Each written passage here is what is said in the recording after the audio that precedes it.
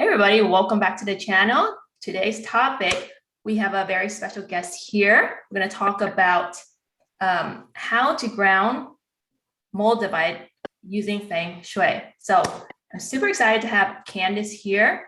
She's going to share with you her specialty around Feng Shui and how to help us ground with all these Moldavites, right? Because Moldavite is very powerful, it's very ungrounding.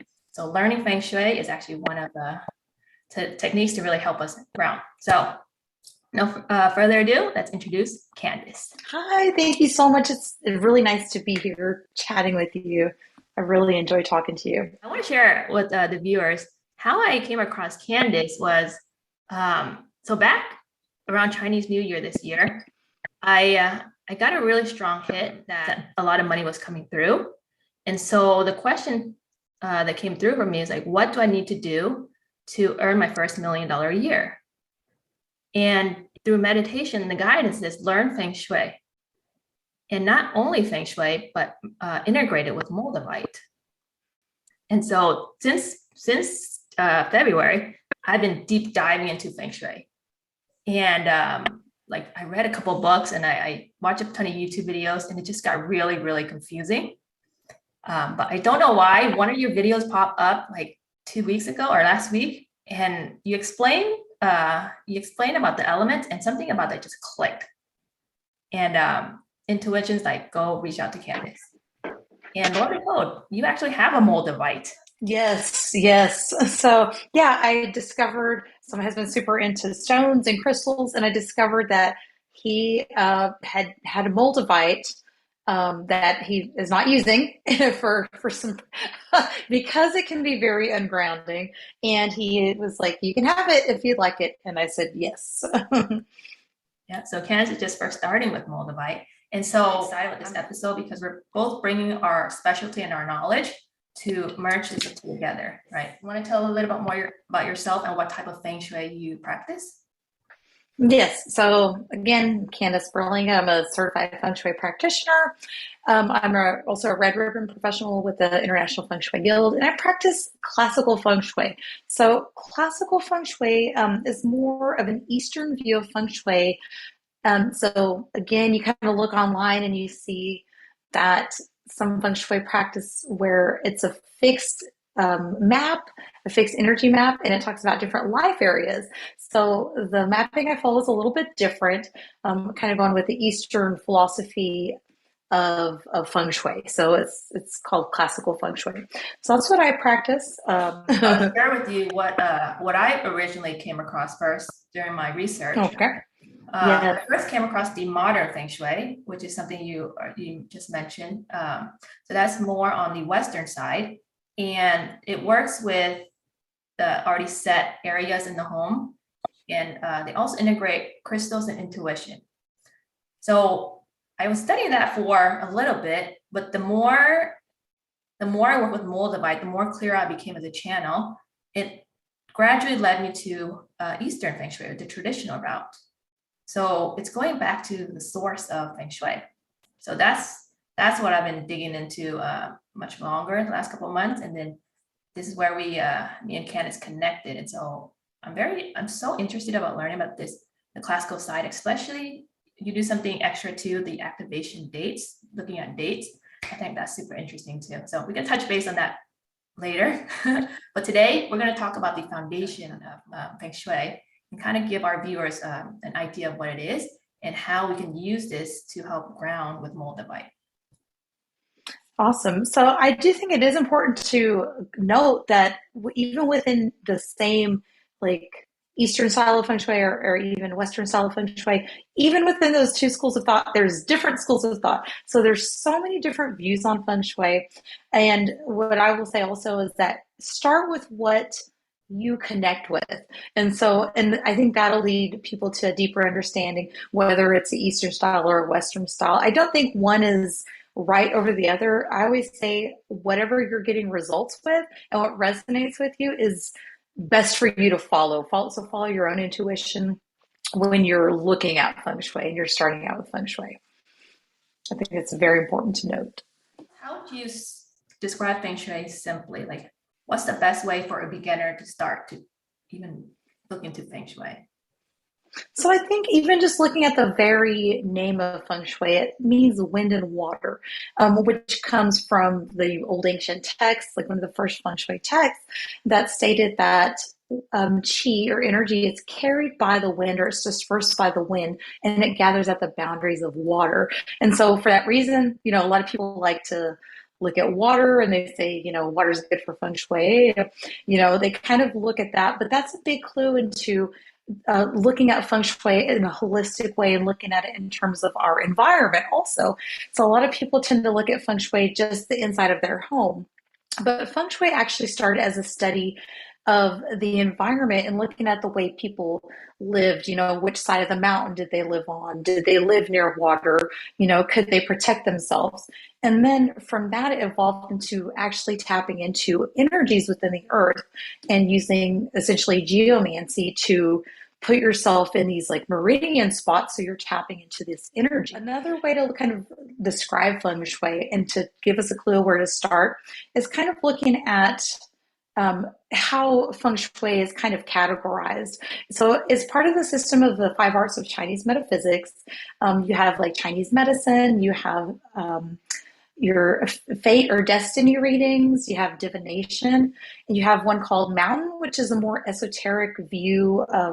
It includes things like sigil making or like Taoist magic, and even like karate and tai chi, things with moving energy rather than the tangible. But feng shui actually falls into the category of what is called physiognomy. And so I think we know that by like, if anyone's ever looked at face reading or a palm reading, you're looking at the appearance of the way the palm looks or the way the face looks and the shape of it. And so when we're starting with feng shui, looking at the shapes or what are called forms within our external environment and looking at the forms and the shape of our internal environment is extremely important. So that includes things like looking at, is there things in our external environment that can affect us, like, our 5G towers, maybe there's electric pylons around us. Things like that are a big clue that maybe being in close proximity in that area, maybe you want to choose a different location for your home. Is there a spot that's near a park that has pretty water? Is there mountains near us? And so that's a really good way to start and pick a location first. Once we pick the location and we decide that that's an auspicious or a good location, looking at our internal forms, which are how your bed is placed, how your door opens, how you bring that energy into your home, how you sit at your desk, back to the wall, that's kind of like the feng shui rule, right? So we kind of take those rules first, and that's the easiest and um, I think fastest way to start with feng shui.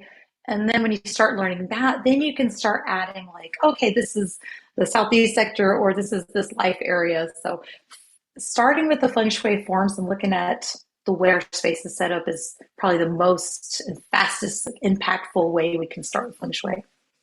Mm-hmm. It's basically using our body to flow with the energy of the cosmos and the earth together, right? Rather than yes, against the flow, we're going to go with the flow. Exactly. But yeah, like, so what I'm noticing as I'm doing all this healing, cord cutting, my body becomes more sensitive to energy. And so I've done a lot of work on my body internally.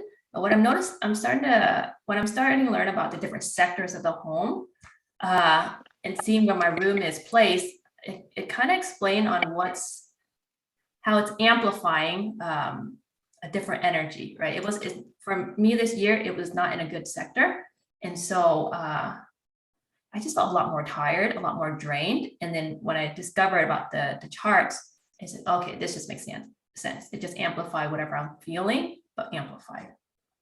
So we're going to touch base more on that, the sectors of the house too. First, I think, Candice, you want to touch base on our Kua number? I think that's the first way to start. Yes, I think that is probably one of the most popular things that people look at. So they start looking at what is called your Gua number, and that is based on the year you're born. And it's kind of like it tells us what our best and worst directions are. I think most people kind of relate it that way. They're like, there's 4 good directions and 4 bad directions. And that follows a system called 8 mansions. And we all have a personal Gua or Qua number depending on the year you're born. And it can be a very general way to use feng shui and to start kind of looking at how the energy impacts you based on where you're at in your home or the way we sit every day. So, we carry this energy with us, and we kind of intuitively sit in a certain location every day. We kind of intuitively face a certain way every day. We set our rooms up, and the way we sleep, that can impact us too. So, yes, it is just based on it's based on the year you're born again. And it's divided either into what is called an East group or a West group. And it'll tell us, we have 4 good directions and 4 directions that are not so good for us. Mhm. And I think you can run a free online calculator when we put all our information in. And so one of the things I got confused with was like the facing direction and the sitting direction. So for those who are starting to look into their Qua number, based on the facing direction means if I'm sitting here, then whatever my compass says is whatever that direction is. Yes. So it is important to note that we have our own personal numbers, again, based on the year you're born, and your house it'll be divided into one of those groups also. So your house Qua number is different than your personal Qua number. Yes. So I'll kind of show here. If anyone wants to read, I can send you some links too. So I kind of break down what is called the favorable or unfavorable directions in a blog post I wrote a couple years ago, because people do tend to get confused. So they don't realize there is a difference between their house Gua or Qua and their personal one. And so just kind of looking at that, we'll start with the personal one because I think that is the one that people are most familiar with. So let's see, looking into your personal Gua number, you can either be divided into a West group or an East group, and it'll tell you your 4 favorable directions and 4 unfavorable directions. Again, there's 4 auspicious directions, and then there's 4 that are not so auspicious. And again, based on the way, we kind of intuitively face a certain way every day. Maybe we have our desk set and we haven't moved our desk, or there's not really a good way for our desk to sit, or there's not really a good position to put our chair in. And so we tend to kind of gravitate and sit in the same way, or we'll sit in that same chair. We have our favorite chairs, right? And so the way you sit over a lifetime can affect you. So I will say that this is only one system of feng shui. And to me, I feel like this is a very long-term system of feng shui. And so one of the ways that I actually have learned to use it really is for your health. And so if you're having some health issues, you can definitely position your bed so your feet are pointing out, and you can position that to your heavenly doctor direction. And so no matter where you're at or what kind of energies are in the sector of your home, you can still position yourself personally in a good way to tap in and benefit from, some people call them power directions. So again, there's 4 auspicious and inauspicious directions that we all kind of have. And so for the auspicious directions, we have the Sheng Qi, which is life generating. And this is a way you can face each day, especially if you're thinking and you want to get new ideas and stuff like that. It's good to have your desk if you want to face this way. If your door is located in a area that is in that area of your room, that can activate it. You can put your cash register there. And this would be more for the house wall. So for your personal use, you can just face that way whenever you need more ideas. So it's a life generating and active area. You don't want to place your bed where your feet are pointing that way, because then it will be too active and you actually won't be able to sleep. So there is too active an energy. It's really is energy for thinking and getting new ideas. Your heavenly doctor, the Tian Yi, It can be used, of course, for health, and this is one of the ways that people actually tap in, because I feel like this Tiani, or the Heavenly Doctor, it's said to work the fastest on your health. So if you are having some health issues, you can face your Tiani, or more importantly, position your bed. So again, so your feet are pointing that way, and it's said to benefit your health pretty quickly. So longevity, or the yan yan, it's well, it has more to do with relationships. So if you're having issues with relationships and you feel like you need a boost in that, you can face your longevity direction. And then we'll come back more to the stability of the Fu Wei. It is, you can definitely face this way, especially when you're saying prayers, or if you do feel a little bit unstable, or if you feel like you have some mental health issues, or your mind has been a little bit unstable, you can use your stability direction. And then we have the inauspicious. And honestly, these are just ways that I say, just avoid using them often. So sometimes we can't help the way we sit in a space, or maybe we didn't set the space up and we're sitting a certain way. But these are, of course, just as with the yin, there's the yang, there's a positive and a negative to everything, right? So your Hua is the mishaps, and it really is just like miscommunications, hassles, and obstacles. Your five ghosts is more about gossiping, backstabbing, rumors, and occasionally you can see spirits, particularly in the sector of your home, if it's the five ghost sector. So the six killings, this one more is about like being injured, lawsuits, people sabotaging you, and illnesses with a need for surgery. So looking more at the sectors, it's a sector you want to avoid, like your bedroom being in, your stove, and your work desk. So you just want to avoid the very important things in the area. So if you can face a different direction um, and avoid the six killings, then I would do that. And again, the life threatening. So this is probably just the ugliest one. It's the unluckiest direction, and it really can cause things like accidents and illness. And as the name implies, it could be very serious accidents. So we just avoid using our bad areas, and we just focus on the good ones. Because I feel like if you focus on the good stuff, then that's what we're going to create in our lives, right? So we just avoid these bad ones and use these good ones.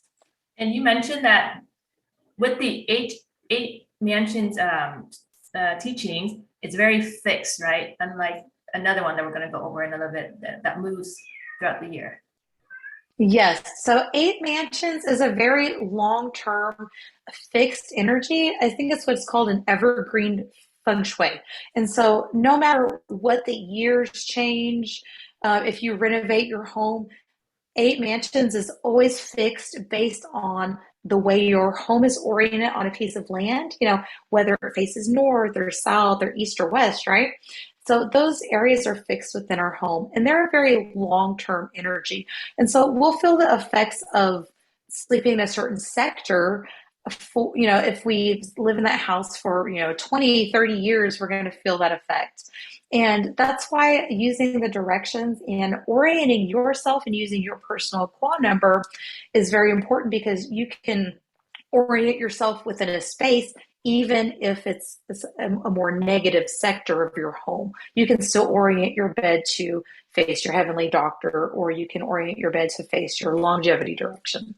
Any of these areas triggering for you, or is already occurring in your life, and check in to see if your house is actually in that section. So basically what we went over is basically the natal charts to our body here, our own Kua number, and then also the house's natal chart. So Candice, this is the beginning, tapping into Feng Shui, right? What is their one next step you would advise them to do? Okay, so I do want to point out it's only one system of Feng Shui. I practice many different systems, kind of just depending on what your goal is, what you're looking at. To me, I feel like it's really easy to start out with just learning where the sectors are and where they fall within your home. And I kind of deviate away from eight mansions at that point. So eight mansions is a really good starting point to someone who's kind of curious about looking at that. But the next step would be to take the exact facing direction of your home and to put an energy map over it, and then we could really look at and dig into the meat of where each sector falls within your home, like where the north is, where the south is, where all those areas are. So let me ask, okay, so what if someone is, so this is mainly for the home. What if someone's living in an apartment or they just moved into a new home? How would you factor that? Oh, yeah, that's a good idea. Or that's a really good question. So apartment mapping is, so you'll know that, no matter where you face within your space, north is always going to be north. South is always going to be south. And so we just look at the way your apartment faces and we just lay the energy mapping over the same way. So again, it's looking at where your front door is, where the architectural front door of your space is, and knowing is that north or south or east or west. How they can do is actually, if you need to find a direction, if you download a compass app, and then stand in your front door and point it out facing the front door, and that should give you Exactly. And that's the facing direction. Yes. Correct? Yes, that is the facing direction. Okay, and then what about a new home? Does that? Oh, the energy will still be the same because it's native to the home, correct? Yes. So, yeah, it's some different energy mapping that can be done based on, again, there's different systems. So you can look at when the house was built. There's all kinds of things you can look at. But one of the easiest things I tell people to do is just come to my website, or they'll just send me an email. They can send me a floor plan and I'll map that out for them. And then that way it kind of takes the worry out of, trying to discover all that. So, and I can actually do that via Google Earth. They don't have to even, if they don't understand how to take the facing direction, all they have to do is send me their address and floor plan, and I can map it all out for them. It kind of takes the guesswork out. It's a free. I send energy mapping of the floor plan, and I'll send a guide that talks about how to get started with feng shui and kind of discusses the energy of each sector. Yeah. So, guys, that's very helpful because it's going to save you a lot of headache trying to figure and learn all this when you're first starting out. And it literally took me like 2-3 months of deep diving into this to kind of like have it sort of figured out, but I'm still confused because there's so many different learning systems. But for starters, if you want to get started and you want to learn about which direction your home is facing and get a guide map around that, then Candice's information is in the description. Let her know that you came from the channel, and she also has a YouTube channel as well. What's your YouTube channel, Candice? It's a Learn Feng Shui. Learn Feng Shui. But yeah, that's how I found her, and the way she teaches, she has other Feng Shui videos on her website. I know this is just the first episode, so we're gonna do another episode when we're talking about the flying star, the different movements of the year. But before we end today's segment, is there any other tips that you have within the 8 mansions and the Kua for us to ground? Yes. So one of the things I can tell you is that stability direction, facing that stability direction, or if you know where the stability sector is within your home, you could spend some time in there. But as you had kind of mentioned, Moldavite can be very, a very not ungrounding energy, but it can make you feel a little bit ungrounded, And I feel like using the energy that's associated with earth or stability can really help in kind of bringing you back down. And so if you're having trouble maybe coming back down after using some Moldavite, I would say that find your stability direction and face that direction. And you can even sit outside, stick your feet in the ground, literally ground, facing your stability direction to kind of help bring you back down to this dimension here. Yeah, especially after like a big purging, cutting cord session. That's typically when I feel super ungrounded, and because because as our body's trying to recalibrate, our reality is shifting as well. So it's very good to learn how to stabilize yourself just by facing that direction. And another thing you said, that our outside environment affects the energy in the home as well. So there's a certain crystal you use to help with the EMF. What I actually do is use the orgone generators. I don't know. Are you familiar with those? So I can grab one.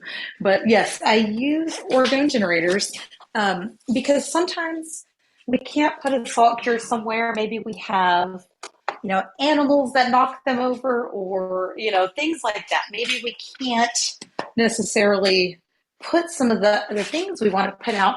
But to me, orgone generators, especially when they have tensor rings and stuff in them, I like to put these in the areas that have annual afflictions for the year. So we kind of talked about it's a little bit different idea of feng shui, that yearly energies come in and they change the way each sector can be in your home. And sometimes certain sectors are more positive and some are more negative. And to me, I feel like these do help with EMF. I've looked at some studies where they've done like dowsing, they've taken energy fields and all kinds of stuff. And to me, I feel like the orgone generators work pretty well. So I actually don't put out traditional like feng shui items, but I do like to use orgone generators, especially. I know around my Wi-Fi router we have a real big pyramid that we put there, so it'll kind of disperse some of that. I was going to mention that too, because typically Wi-Fi they put out so much signal that it's messing up with our energy field. So I guess for the one next step for us, for those who are watching and wants to follow along, if you want to find your own KUA number, you can actually Google a KUA calculator and then find your personal number, and I will give you which directions. And if you want to start mapping out your home, you can send Candice your information, shoot her an email, and she'll run the maps for you. And with that, you can follow along in our next episode when we're talking about the flying star of each year, because the energy moves throughout the year. There's so much to learn and it's super fascinating. And we'll make a couple more episodes in a series, step by step, so it can make your life a little bit easier. Anything else you want to add, Candice? So I do have the animal sign calculator on my website, and I do believe it calculates out your qua number. So you could find it there on my website, also at Learn Feng Shui. There's so you can calculate your natal chart, and it does include your qua number. Perfect. I'll add that in the description, and then okay. I'll put Candice information in the description as well, and then we'll see you guys for the next episode. Thank you, Candice, for joining us. Thank you.